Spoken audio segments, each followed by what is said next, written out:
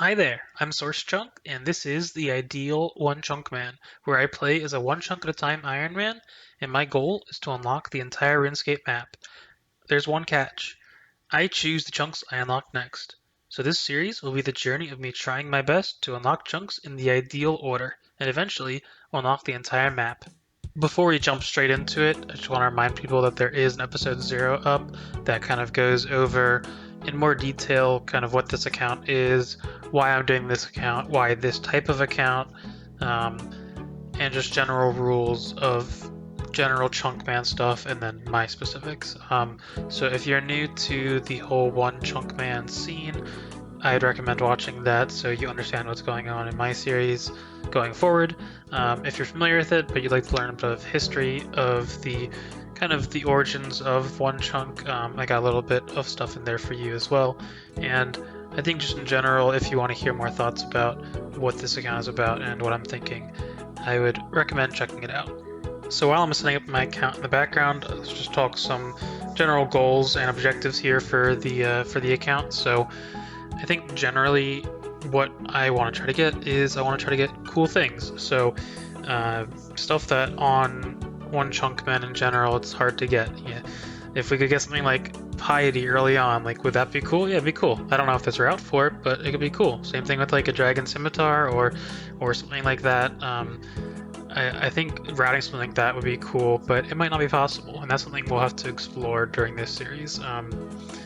And something that ties into that is we don't ever want to stick ourselves in a grind that is very unoptimal. So we always want to try to have a good training method for any skill that we'll have to train in any significant way. And that'll mean a lot of times unlocking chunks that give us a consistent way to skill and a good way to skill, especially when it comes to skills that I hate, kind of like mining or thieving or anything like that. I want good methods, and so that'll mean unlocking specific chunks and specific things so that I can do that. And that's going to shape a lot of the routing of this account, I think, is making sure we have that stuff accessible and then trying to unlock cool stuff, basically. Alright, so we're here. I've just finished Tutorial Island. It's been a while since I've done Tutorial Island, actually. It's always nostalgic doing it, but it's been a couple years, I think. I think the last time I did it was probably the last one chunk account that I made, my main ChunkMan account. So I'm here in the mainlands now. I have not become a member yet, so I'll go ahead and do that now. Before we become a member, I'll go ahead and talk about the two main tools that we'll be using during this series, and that if you're going to make a chunk account that you should be using too. The first one is the RuneLite plugin by Slay to Stay called Region Locker. You can find it in the plugin hub of RuneLite.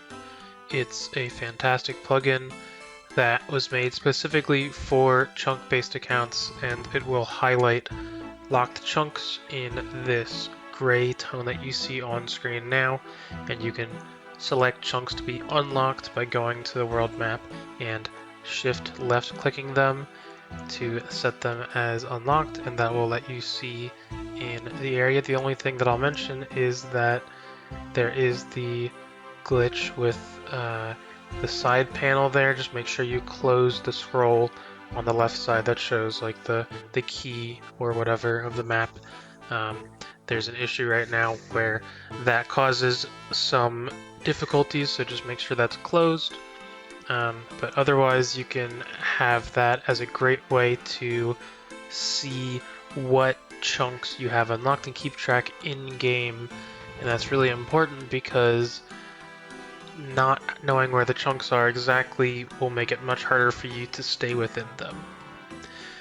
This is something that works because it's not only tracking on the map, overhead on the world map what chunks you have unlocked, but it's also tracking in game, so if it'll physically show the chunk borders and the grayed out chunks in areas that you don't have unlocked. So I'm gonna run across the bridge here and show you that, as you can see, the area over on Al-Krid has the green line there, and it's got the grayed out border because we haven't unlocked that yet. So over here is good, over there is not good. And that's how we stay within our chunks. That's just a crucial thing you need to have if you're doing any kind of chunk ban.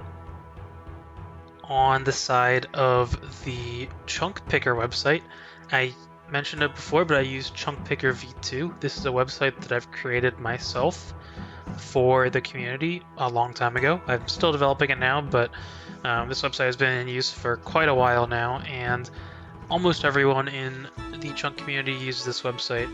So this is not self-promotion. I think that anyone who's going to use chunk picker is already using this. I just want to show you how to use this better, maybe, and I'd be dumb for not using it because it's a great website. So if you need to make a new map, which you will if you're starting out on this, you go to the main page here, create a new map, you can enter your PIN. It can be between 4 and 8 digits, nice and long password if you want.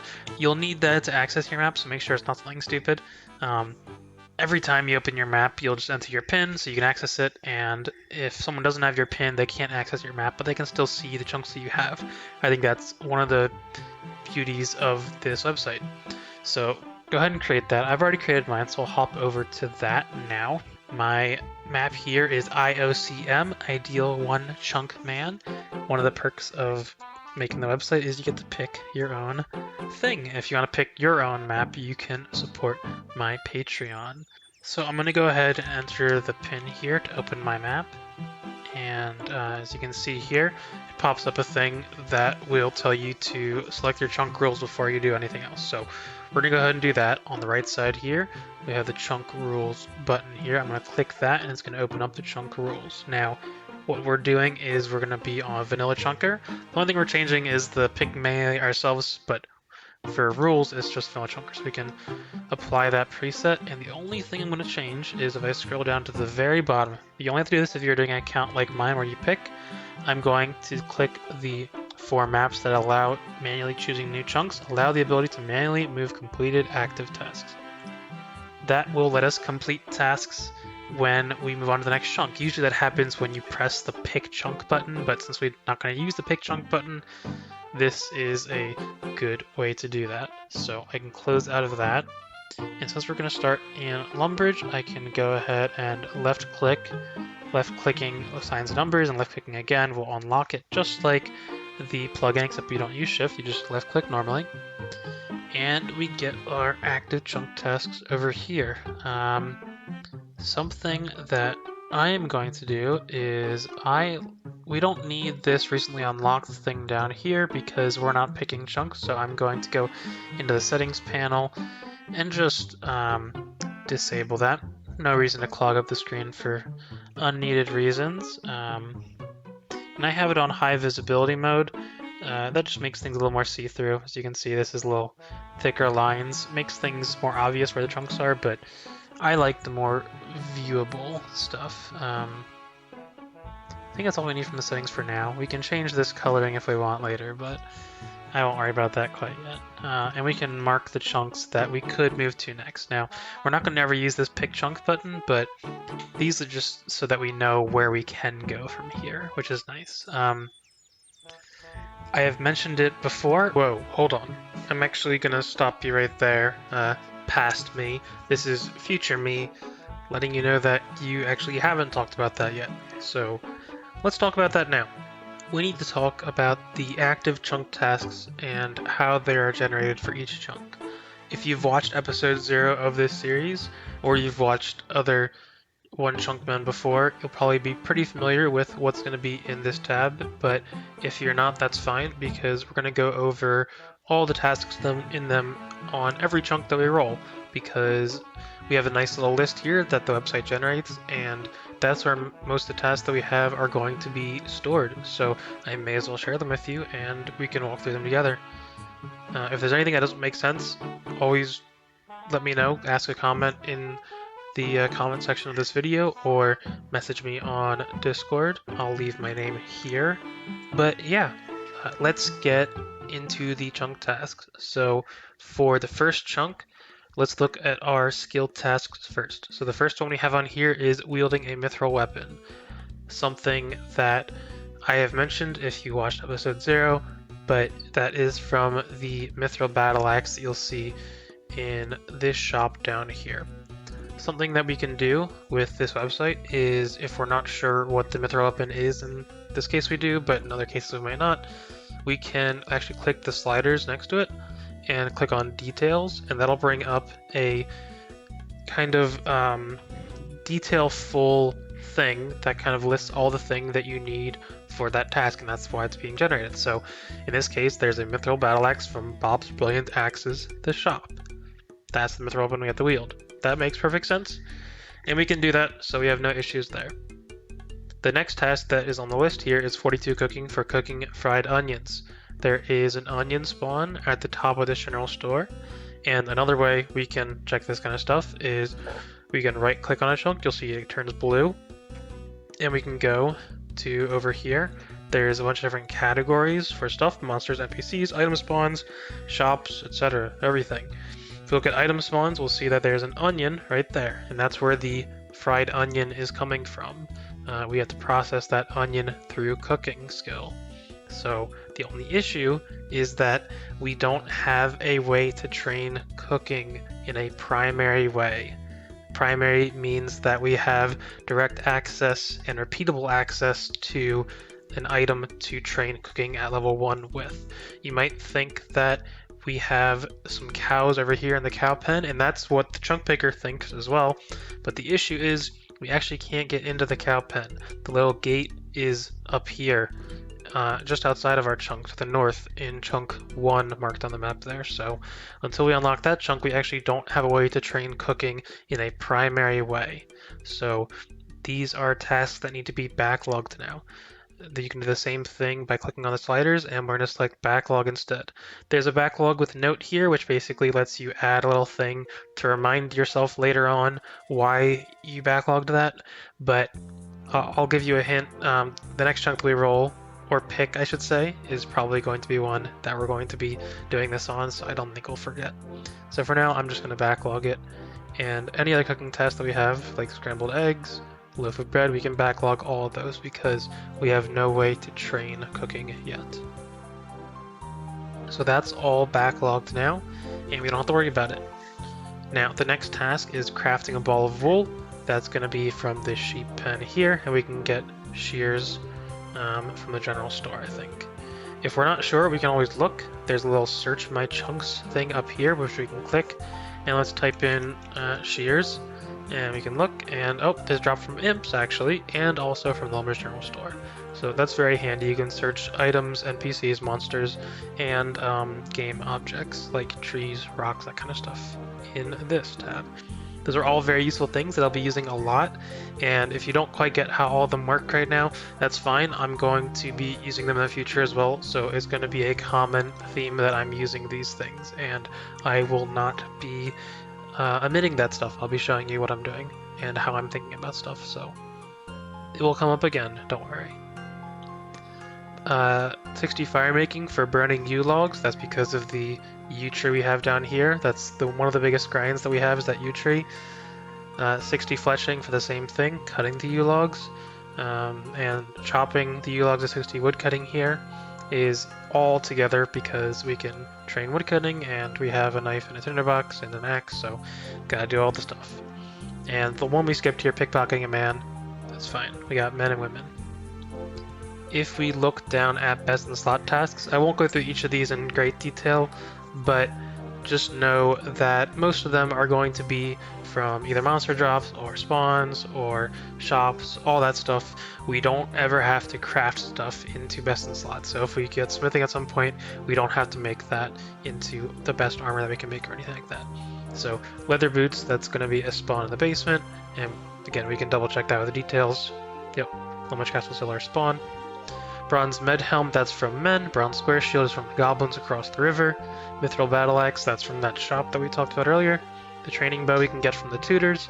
Bronze bolts, I actually don't remember. That is, oh, goblins, imps, men, and women. There you go, everything basically. The blue wizard hat is from imps, that's going to be an important one. The training shield is from the tutors, and the iron dagger is a spawn across the river in a house.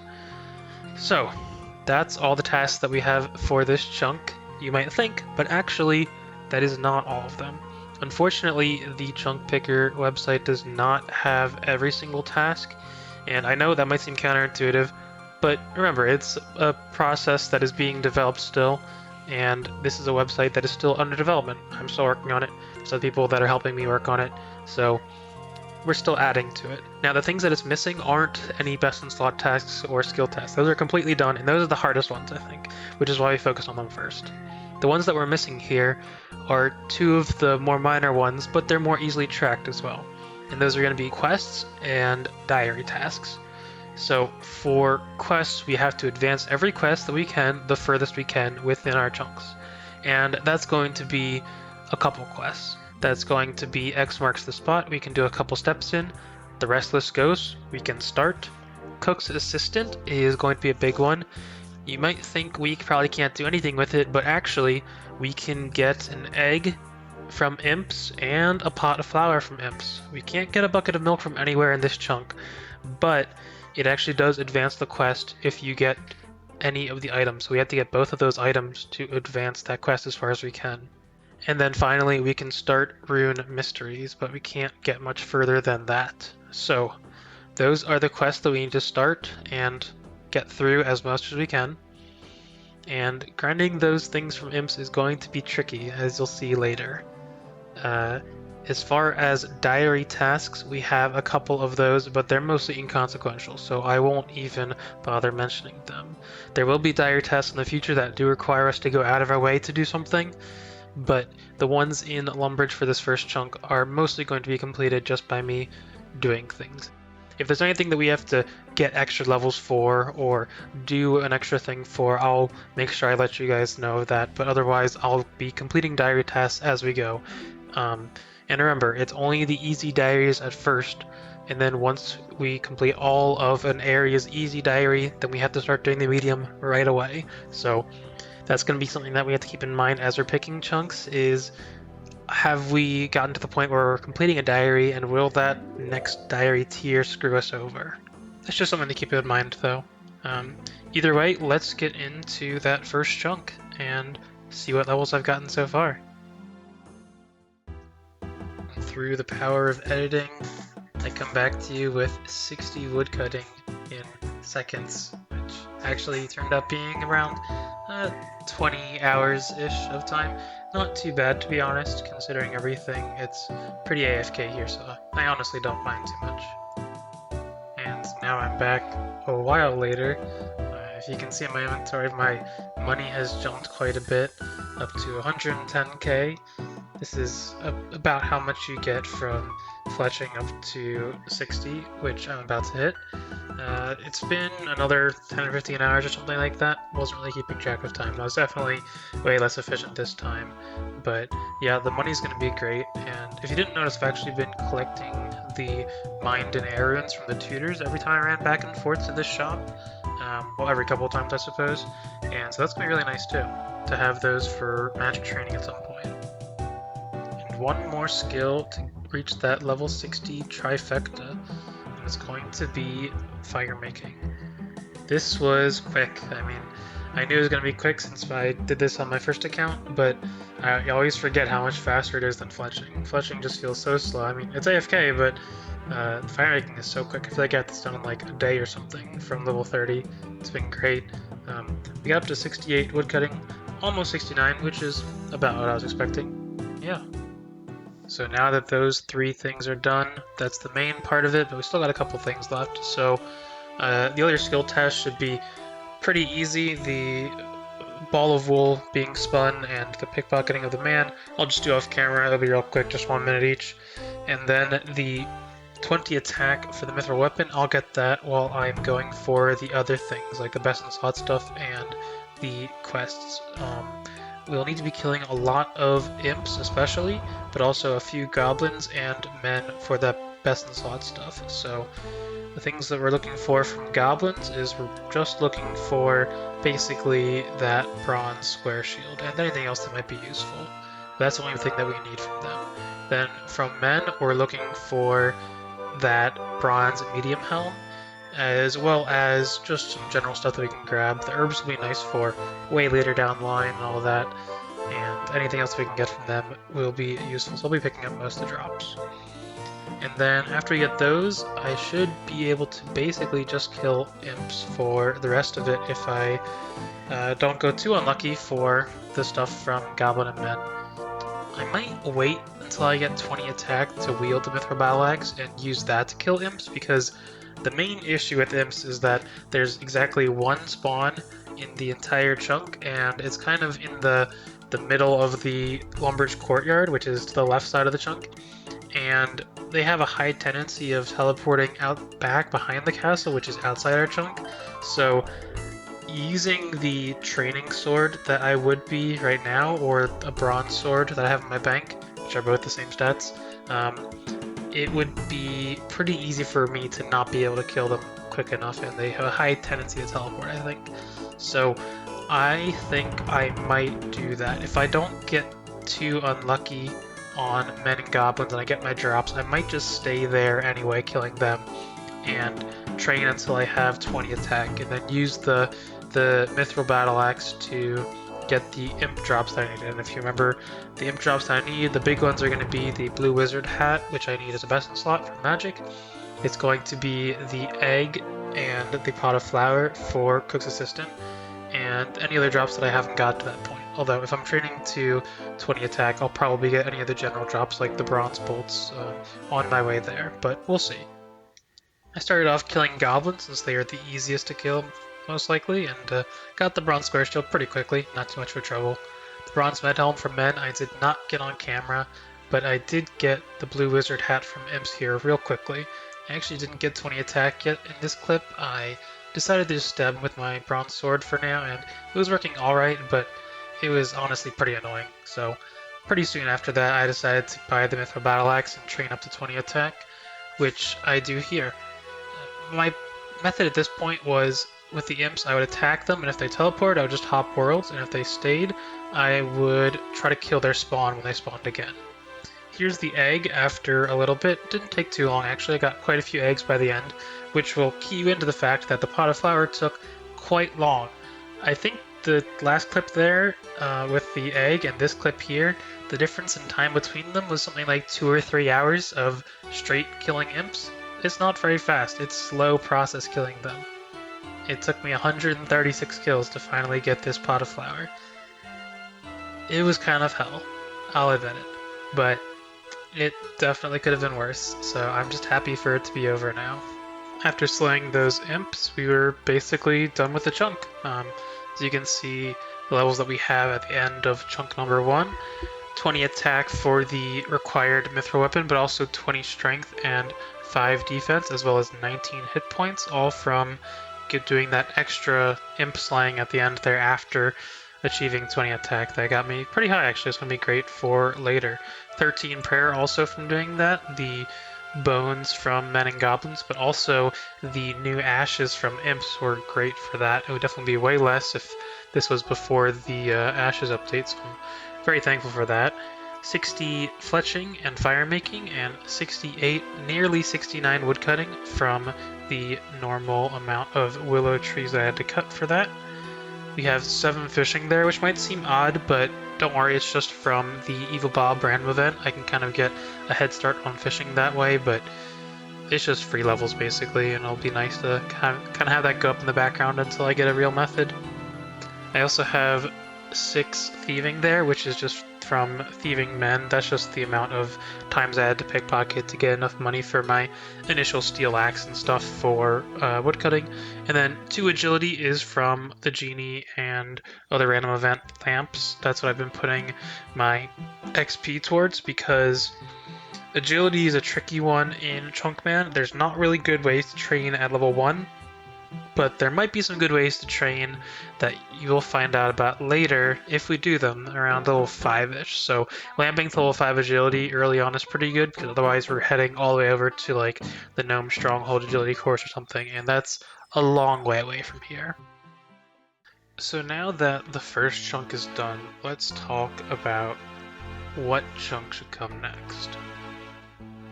Now, I'm not going to get totally into the grand strategy yet of what I want to work towards, because we only have 4 options right now, and I think once we go through them, it'll be obvious that there's one option that is just the right option compared to the other ones, and it doesn't really matter what our strategy is for what we want to unlock. It's just going to be the best no matter what, I think. So let's talk about those options real quick. So option 1 on the right side is going to be the toll gate and the very northern tip of Al Kharid. Things that we are going to have to do there mostly is going to be 27 crafting to cut the emerald in the gem store.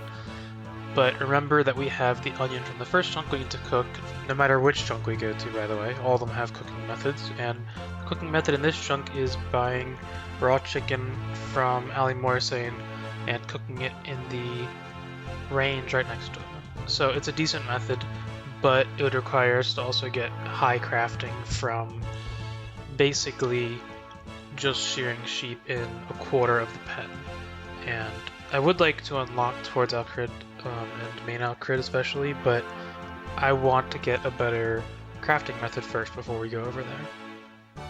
Option 2 is the most mundane option, I'd say. We get access to the cow pen, which is very nice for collecting cowhide, training our combat, getting raw meat pretty quickly.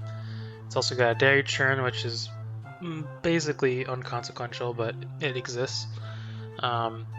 Beyond training the cooking to 42, which we would do with either killing cows and cooking their beef, or using the potato field that's there to make stews eventually, or cooked potatoes. There's also a farmer that we'll have to pickpocket at level 10, but that should be easy enough to do with the man, so that's a good option, I think. Option 3 to the south, the East Lumbridge Swamp Mine. We would be unlocking the mining skill with a mine that has only copper and tin, and that's a big red flag for me right at the start. I don't love mining, and I'd prefer to unlock good methods for it and smithing before I get too involved in potentially locking myself out of chunks. Because once we unlock a primary way to train mining, chunks like this one here, West Lumbridge Swamp, or this northern Al Kharid mine, they get very scary because you'll need 70 smithing from, doing bronze or something, and that's not something I want to do intentionally. So that's risky down there, but our cooking method would be to AFK catch shrimp and anchovies, which is, pretty decent. But the whole mining thing, I don't want to do that really. We will need this chunk eventually for other reasons that I'll get back to, but I'd like to save it for now. And option 4 to the west is the ham hideout, mostly. So there's some yew trees there that we don't care about, some quest starts we don't care about. The tree patch won't do anything for us because farming is time locked, and there is no requirement for us to plant any of the acorns or yew tree seeds that we got or anything, so that's irrelevant. The only thing that matters is the ham hideout itself, which has some gear we'd have to get. We'd have to get some of the hand rubs because they are best in the slot for a couple styles and a couple other things like that. Our trading method for trading cooking, though, would be killing a couple of the giant rats just behind the castle and cooking their raw rat meat. So that's by far the worst cooking method out of the 4. So I'd say nothing to 4, let's not do that. With 3, I explained why I shouldn't do that with the mining.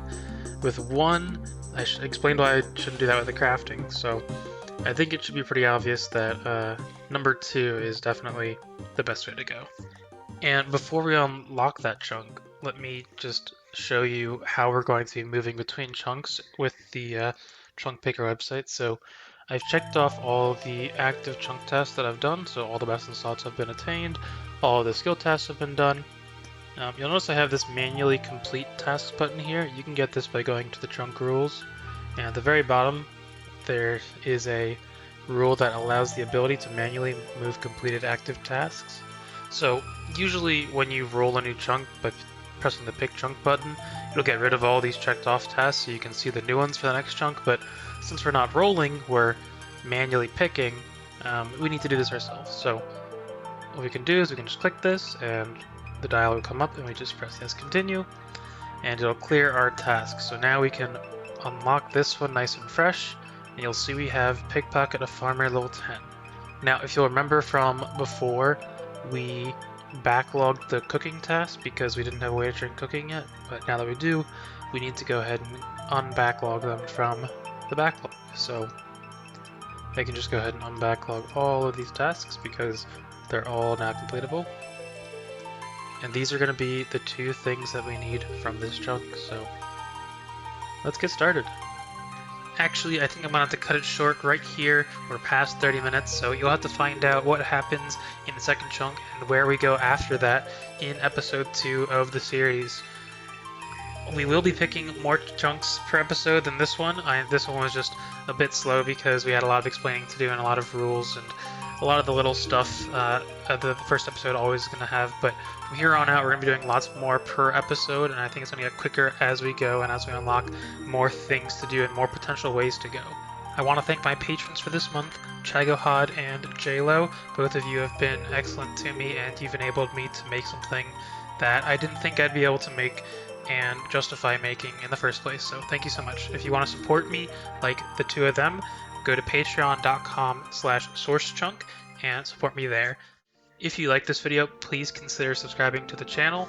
There's going to be a lot more videos coming, hopefully, for this series. Give the video a like, and if you have any questions, feel free to leave a comment on this video or reach out to me on Discord. And if you have any thoughts about potential goals that I should work towards or theory crafting some paths for what to do going forward, you can leave a comment here on YouTube, of course, but also I'm in the OneChunkMan Discord, and you can post in the hashtag theory crafting channel, and I will be taking a look at that. Feel free to tag me in that if you want, and post your thoughts. I'd like to know where you think I should go and what kind of stuff you think I should go for, or if you have a path, that would be great. I'll take a look at it and we can talk about it there. So until next time, I'll see you later.